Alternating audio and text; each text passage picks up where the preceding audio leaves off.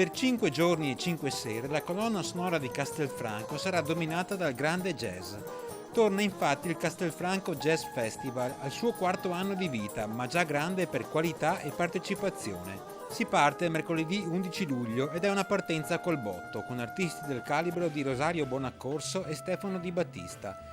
Si finisce domenica 15 luglio con Mauro Tolini ed il suo trio campato in aria. In mezzo Silvia Donati e il Serrito High School in collaborazione con Veneto Jazz e l'esibizione della Big Band Stefani, diretta da Gianluca Carollo e formata dai migliori allievi del Conservatorio Stefani di Castelfranco, animatore e organizzatore del festival assieme a comune e provincia. Il Conservatorio di Castelfranco Veneto è Università della Musica, è l'Istituto Superiore degli Studi Musicali, così definito dalla legge, che ci vede a tutti gli effetti paralleli a quello che è il mondo universitario. Amore per la musica che è tutt'uno con l'insegnamento della musica stessa.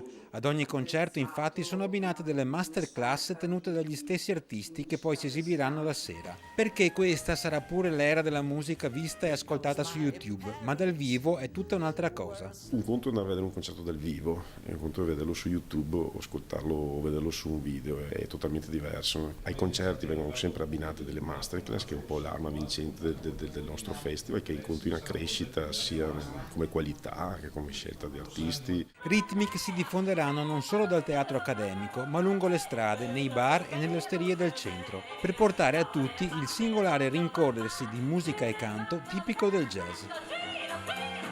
Il canto poi è strettamente collegato con il jazz, e diciamo che i musicisti cercano di imitare i cantanti e i cantanti cercano di imitare gli strumentisti, quindi il canto è fondamentale. Poi abbiamo moltissimi allievi di canto al conservatorio, circa 25 solo di canto.